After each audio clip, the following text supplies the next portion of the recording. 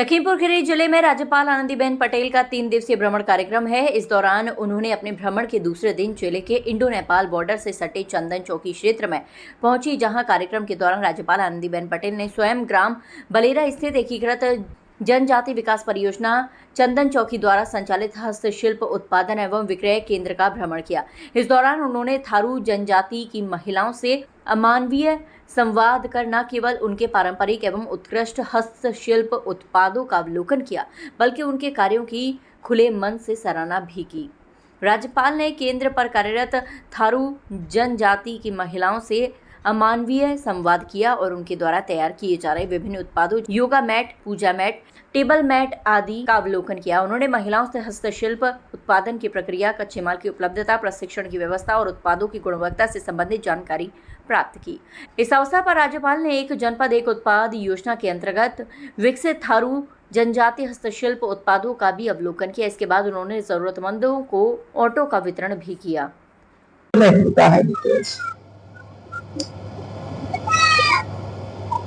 और इसी वजह से बहुत ही जरूरी है कि स्वामित्व योजना का अभियान चलाकर सबको अपना अपना जो घर है या तो जमीन है या जायदाद है, ये सब इसके नाम पर हो जाए। मित्रों,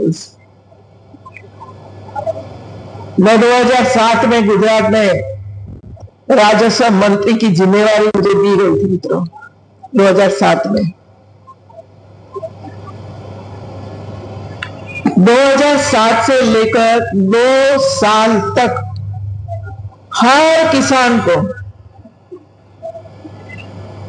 एक गौरव नहीं उसको मिल गया था और ऑनलाइन करवा दिया था कि आप अमेरिका में बैठे हो ना, फिर भी आप देख सकते हो कि आपकी जमीन किसी ने बेची नहीं है।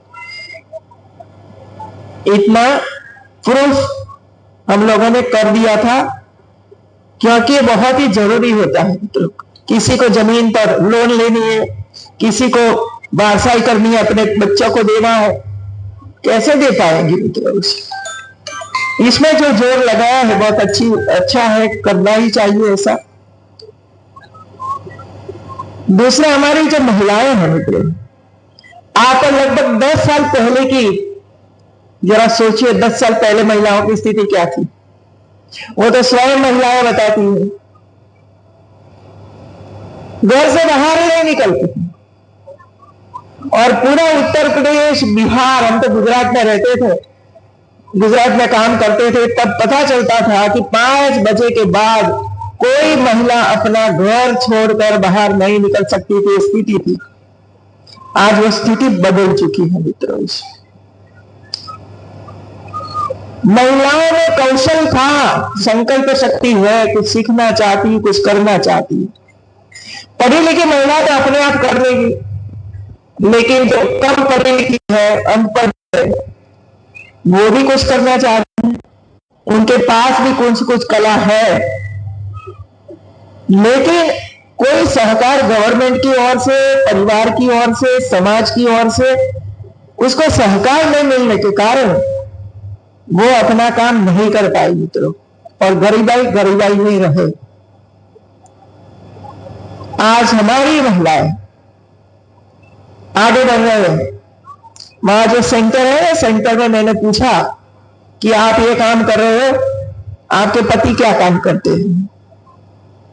तो हंसते हंसते बोली, एक घर बैठा है और कभी कभी खेत में जाकर काम करती है। ये ताकत आई है महिलाओं में। बाहर निकलती है तो देखती है क्या हो रहा है चारों ओर,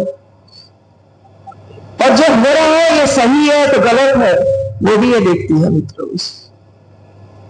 और उसको ट्रेनिंग मिलने के बाद उसका हौसला बढ़ता है। पहले कोई सरकारी ऑफिस में जा ही नहीं सकती थी, क्या बोलना वहां जाकर, किसको मिलना, न डीएम को पहचानती थी, न जिला विकास अधिकारी को पहचानती थी, न किसी को पहचानती थी। और इसी वजह से पति के सहारे वहां जाना पड़ता था। दूसरी एक दिक्कत थी कि महिला के नाम से कोई संपत्ति नहीं, सब पुरुष के नाम से, ससुर के नाम, पति के नाम, जेठ के नाम, सब पुरुष के नाम से संपत्ति थी। मैं आपको बताना चाहती हूं, जब नरेंद्र मोदी जी गुजरात के मुख्यमंत्री बने तो हम लोगों ने एक निर्णय किया, और मैं राजस्व मंत्री थी मित्रों। एक निर्णय किया, महिलाओं को सशक्त बनाना। तो एक निर्णय यह किया कि कोई परिवार महिला के नाम से जमीन खरीदेगा, घर खरीदेगा, गाड़ी खरीदेगा, कोई यंत्र बनाएगा, कोई घंटी, आटा घंटी लगाएगा,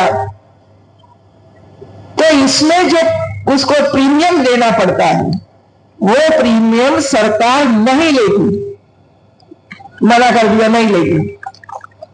आप कल्पना कर सकते हो, एक ही साल में हजारों परिवारों ने महिलाओं के नाम से घर खरीदा, जमीनें खरीदी, फैक्ट्रियां जब खरीदी, क्योंकि जमीन इस पर चाहिए मित्रों। और राज्य सरकार को एक ही साल में 700 करोड़ रुपया प्रीमियम चला गया था, 700 करोड़ रुपया।